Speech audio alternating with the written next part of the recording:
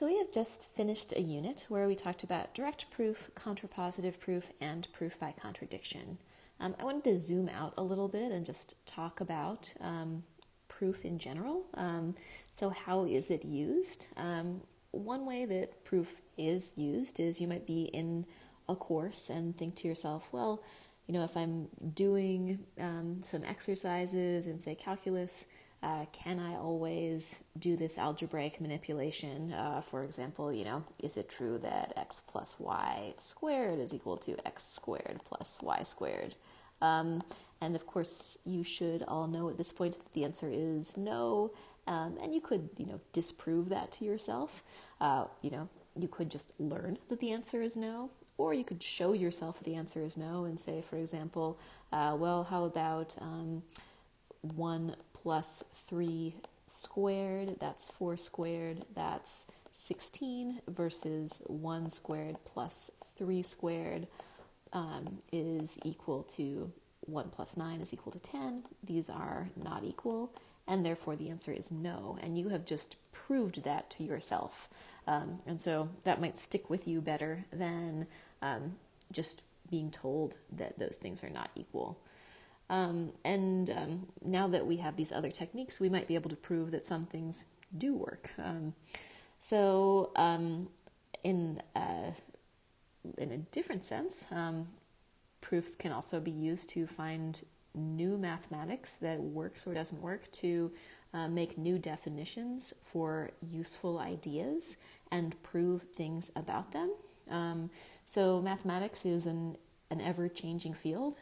It is not a dead field, as many smart people believe. A lot of smart people that I talk to kind of assume that all mathematics is done, was proven, centuries or millennia ago. But that is definitely not the case. There is new mathematics proved every day. Everyone who has a PhD in mathematics, so all the faculty members at MCLA, for example, have proved something new that nobody knew was true before. So if you go to graduate school in math, a really large part of that is going to be, at first, proving results that are essentially exercises that other people have proven before, just like we have so far in this class, but at a higher level.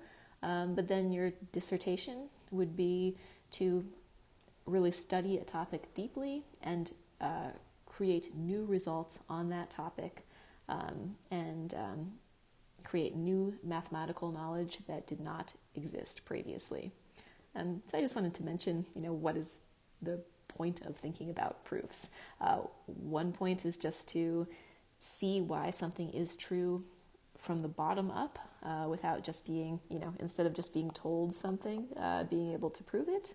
And the other goal, if you become a mathematician, is to actually prove new results and add to the body of knowledge that is mathematics. Okay, so with that in mind, I wanted to look at doing a few more proofs and disproofs together. As I said, you would, in reality, you're looking at a statement and trying to prove that it is true always, or prove that it is sometimes false. In other words, to prove that the statement is false. And so with that in mind, instead of just asking you to prove some statements, I'm going to give you some statements, some of which are true statements and some of which are false. And I'd like you to determine whether they are true or false, or try to figure out whether they are true or false.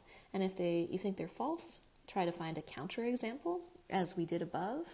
And if they are true, then try to prove that they are true using one of our proof techniques. So here are some statements to prove or disprove, and we'll just read them over. If x is irrational and y is rational, then the product x times y is irrational. Prove or disprove. If x and y are rational numbers with x less than y, then there exists a rational number between them, so greater than x and less than y. Prove or disprove. If n is an integer, then n squared is congruent to 0 mod 4, or n squared is congruent to 1 mod 4. Prove or disprove. If m and n are integers and m divides n squared, then m divides n. And finally, prove or disprove there are no positive integers x and y such that x squared minus y squared is equal to 1. So think about each of those individually. You might want to tackle all of them, or you might just have the energy to tackle a few. But try to think, first of all, do you believe that they are true or false? If they are false, try to find a counterexample. If you think they are true, try to prove them. Okay, so first, if x is irrational and y is rational, then x times y is irrational. So first of all, did you think this was true or false? And in general, this statement is false because it is sometimes false. There are some values for which it is false. So this is false. Let's try to find a counterexample. Let's try to find some values of x and y such that x is irrational, y is rational, but x times y is not irrational. So we want to find x that is not rational, y that is rational,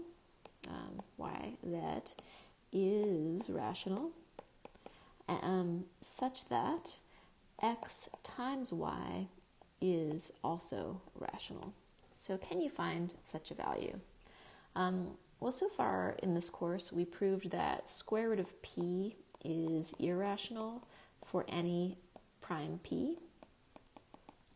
So there are other things that we know are irrational numbers, like for example pi, but let's stick with something that we know is irrational.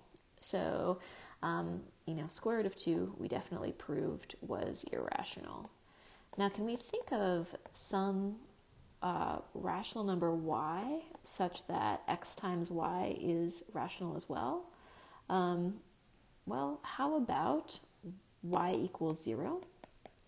Then if we look at square root of 2 times 0, that's equal to 0, which is rational since 0 is equal to 0 over, let's say, 1, and 0 and 1 are both in the integers, and 1 is not equal to 0.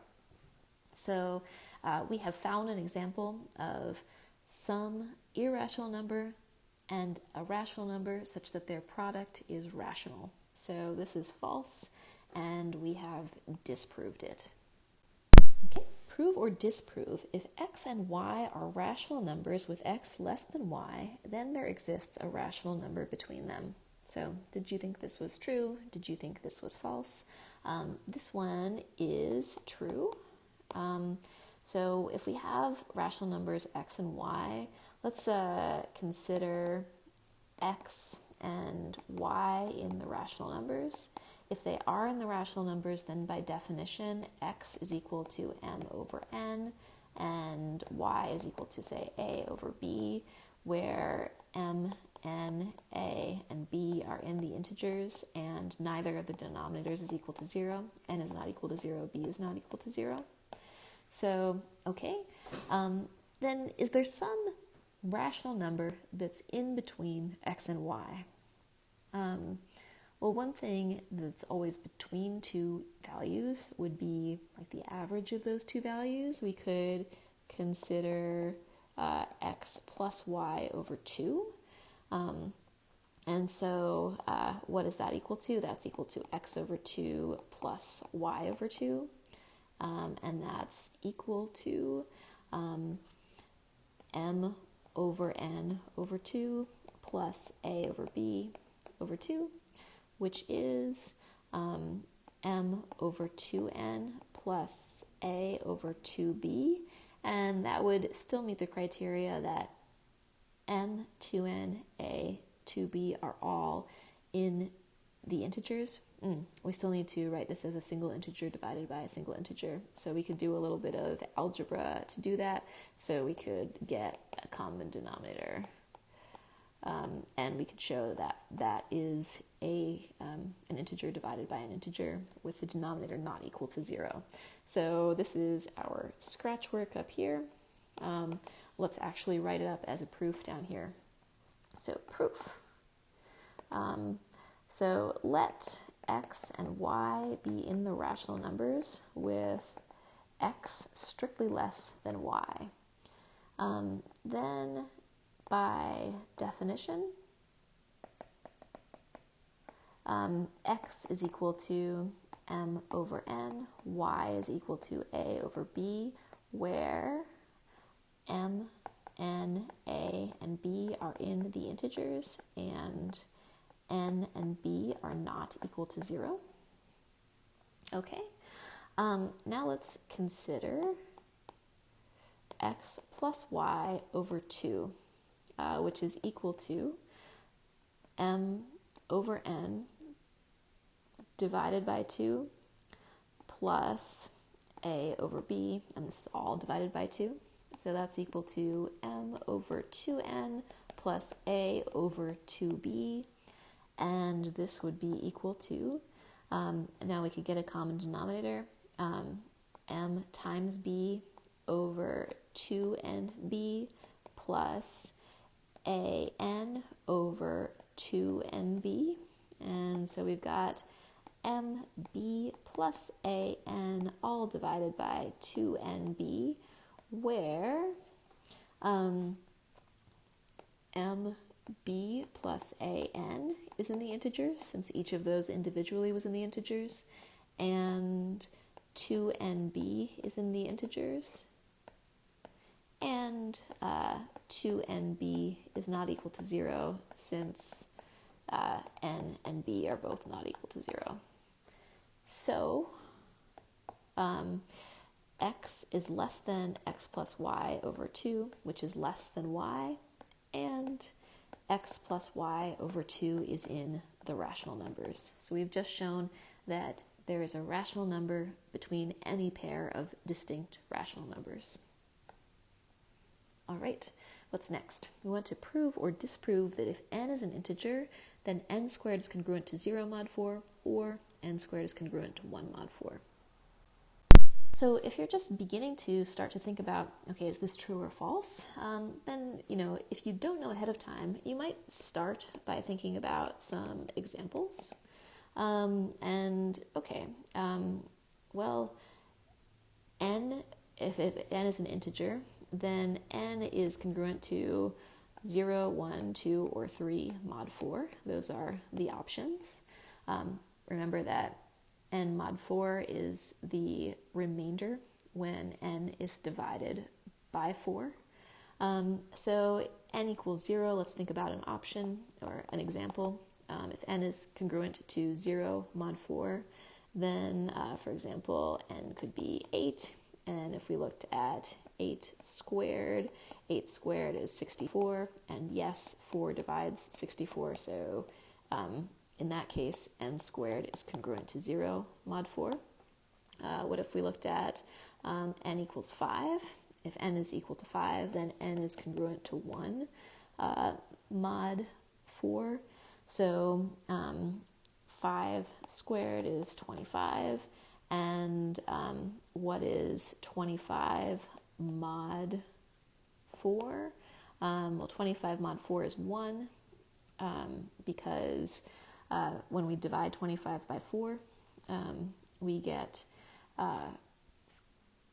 6 remainder 1. How about n equal to 6? That would be n congruent to 2 mod 4. Then if we looked at n squared, that's 36. And notice that 4 divides 36. So n is congruent to, or n squared is congruent to 0 mod 4. Up here, notice n squared was congruent to 1 mod 4. And finally, let's say just n equals 3, then n is congruent to 3 mod 4. 3 squared is 9, and 4 mod 9 mod 4 is 1 as well. So, okay, it appears that this might be true. It appears that n squared is always congruent to 0, or n squared is congruent to 1 mod 4. Notice that this is not a proof. So we did not prove this in general. This is not a proof. This is just some scratch work to convince ourselves that this statement is probably true. Now to show that this is actually true, we need to prove that it is always true for all integers n, not just for the 4 integers that we've considered right here. Okay, so let's do this proof. This is going to break down into cases, sort of as we saw above with the examples. And our cases will be when n is congruent to 0, 1, 2, and 3 mod 4. So proof, suppose that n is an integer, and then we can consider case 1. N is congruent to 0 mod 4. Then by definition, 4 divides n minus 0, which implies that 4 divides n. 4 divides n. And so n is equal to 4k for some integer k. And therefore,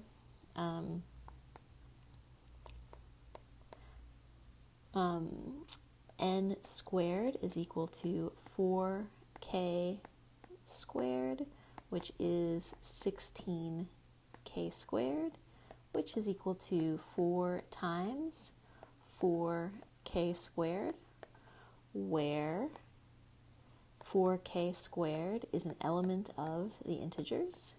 And so 4 does divide n squared, which implies that n squared is congruent to 0 mod 4.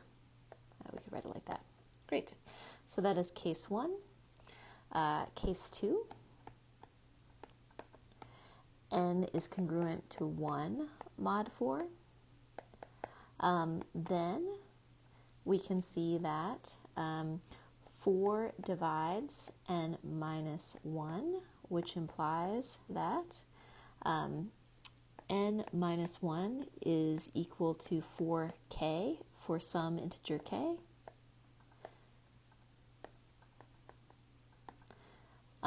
And therefore,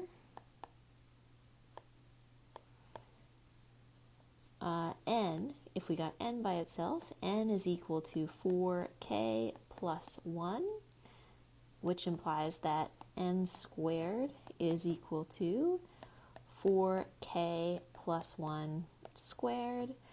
We can expand that out, and that would give us 16k squared plus 8k plus 1 when we expanded and simplified.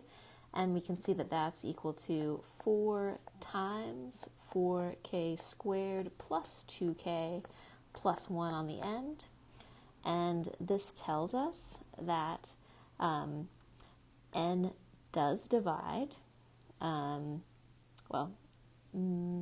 That tells us that n does divide our 16k squared plus 8k plus 1 minus 1. In other words, that tells us that 4 does divide n squared minus 1. So it's the case that n squared is congruent to 1 mod 4.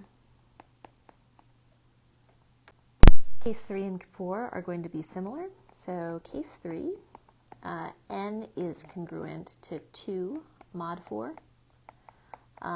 Then we see that 4 divides n minus 2, and so n minus 2 is equal to 4k for some k in the integers. In this case, then n is equal to 4k plus 2 when we solve for n. So n squared is equal to 4k plus 2 squared, and this simplifies to 16k squared plus 16k plus 4, And we can see that that is a multiple of 4. That is equal to 4 times 4k squared, 4 times 4k squared plus 4k plus 1, where 4k squared plus 4k plus 1 is an element of the integers, and so n squared is congruent to 0 mod 4. Okay, and the last one, case 4, that's when n is congruent to 3 mod 4. Then 4 divides n minus 3, showing that n minus 3 is equal to 4k for some integer k, and therefore n squared is equal to 4k plus 3 squared, which is equal to 16k squared plus 12k plus 12k, 24k plus 3 squared is 9. And we want to show that that's congruent to either 1 or 0 mod 4, and we see that that is correct. We could factor out a 4 from everything but 1. So in other words, this is equal to 16k squared plus 24k plus, we can factor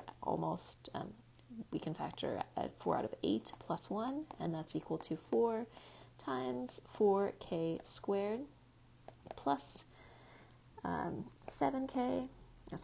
6k plus 2 with a 1 on the outside. So this tells us that n squared minus 1 is equal to 4 times 4k squared plus 6k plus 2, where 4k squared plus 6k plus 2 is an integer.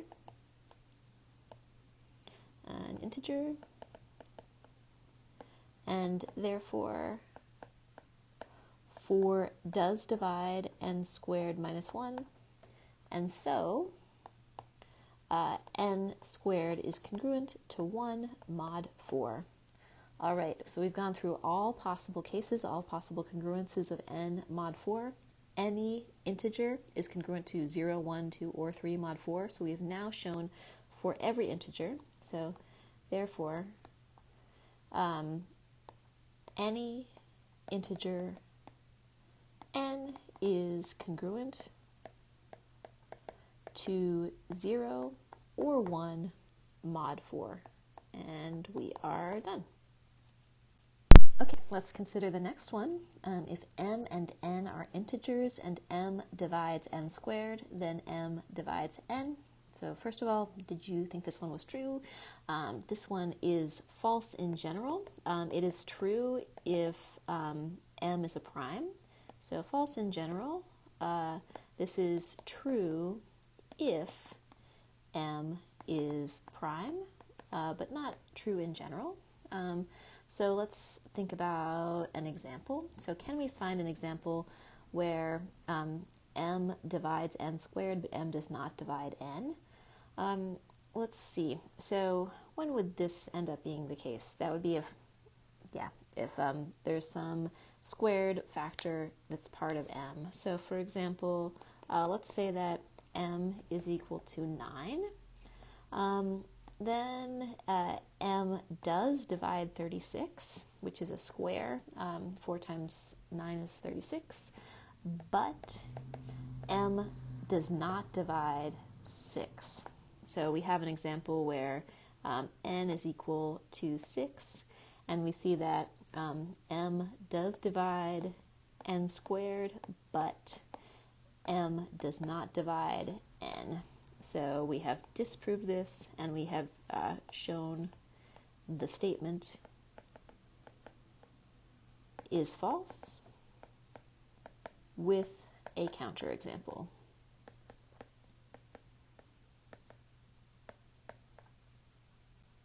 Okay, so last one. Prove or disprove there are no positive integers x and y such that x squared minus y squared is equal to 1. So is it ever true that x squared minus y squared equals 1 where x and y are positive integers? In other words, x and y are in the natural numbers if they're positive integers.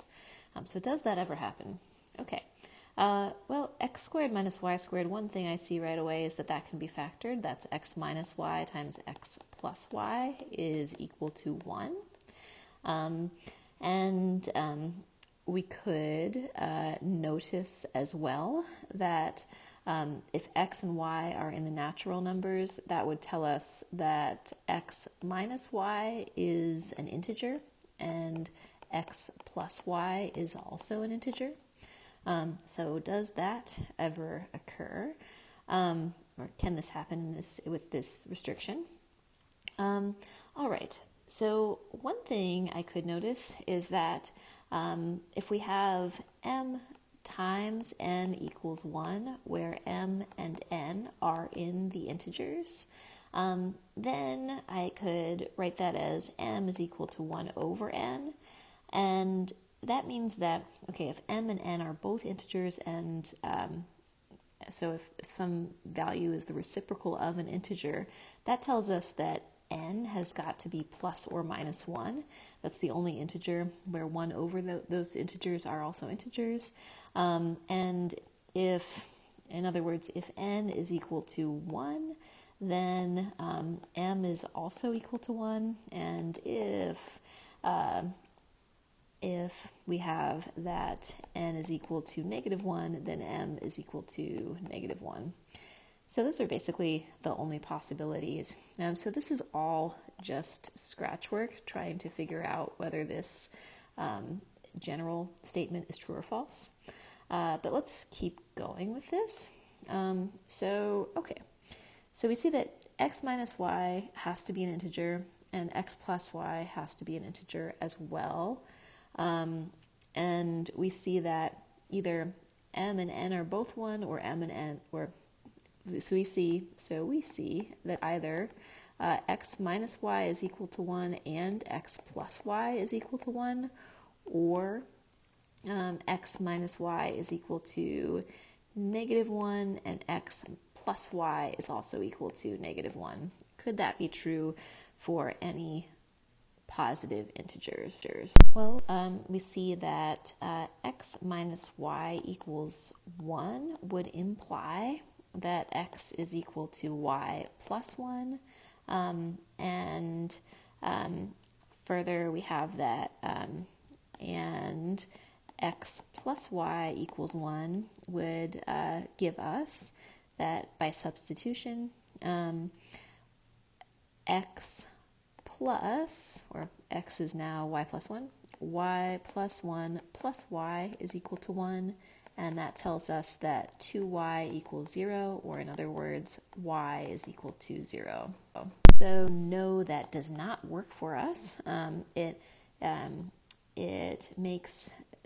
does not follow this pattern, so we can't have x minus y equals 2, 1, and x plus y also being equal to 1. So no, this isn't going to work. How about, so what if x minus y was equal to negative 1? Then we would have x is equal to y minus 1, and also knowing that x plus y would also have to equal negative 1, according to now this other possible case. That would tell us that, therefore, now we could substitute again. X is y minus 1 plus y is equal to negative 1. And that would tell us again that y, or 2y, is equal to 0 implies y equals 0. And again, no, and just to remind ourselves, we were looking for positive integers x and y that would make this work. So we see that basically the only, this is just plain not going to work. So right now, this is a big mess. This is my scratch work, just a way of thinking through. And now I want to write up a nice proof that is easy to follow. So let's do that next. Okay, so let's write that up formally after having done that scratch work. So we're trying to show that we have found that it was indeed the case that there are no positive integers x and y such that x squared minus y squared is equal to 1. So we want to prove that this statement is true. And it looked like from our scratch work, the easiest way to do that would be to do it by contradiction. So suppose that it was false and come to our contradiction. So suppose for contradiction that x squared minus y squared is equal to 1, where x and y are both in the natural numbers, are both positive integers. This is equivalent to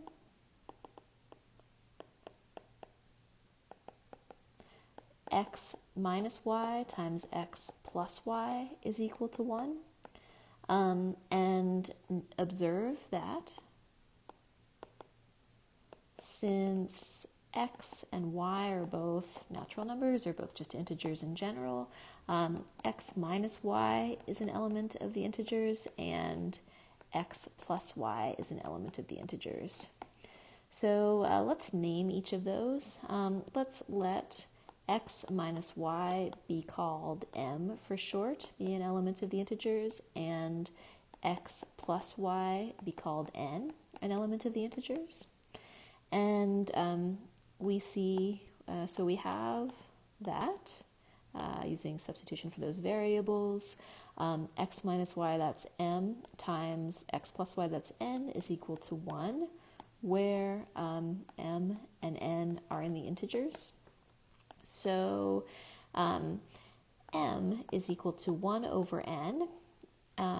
Again, just we don't necessarily need to restate this, that m and n are integers, but in particular, we know the reciprocal of an integer is only an integer if n is equal to -1 or 1.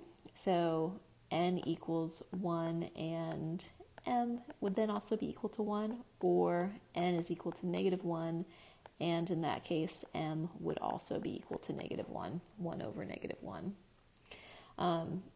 So we have two cases. So case 1 is that x minus y is equal to 1 and x plus y is equal to 1 as well. Then x is equal to y plus 1, and x plus y equals 1 implies that y plus 1 plus y is equal to 1, which implies that 2y equals 0, and therefore y equals 0, and so y is not an element of the natural numbers, as we were looking for, x and y being in the natural numbers. And so this contradicts the hypothesis. This contradicts our hypothesis. And then case 2 is going to be very similar. So case 2, this was case 1, x minus y is equal to -1, and x plus y is also equal to -1. In this case, then x is equal to y minus 1, and x plus y equals -1 implies that substituting y minus 1 plus y is equal to -1. And this tells us that 2y is equal to 0 again when we solve for y, giving y equals 0. And we again get the same contradiction. So there are no positive integers. There are no natural numbers. There are no positive integers x and y such that x squared minus y squared is equal to 1.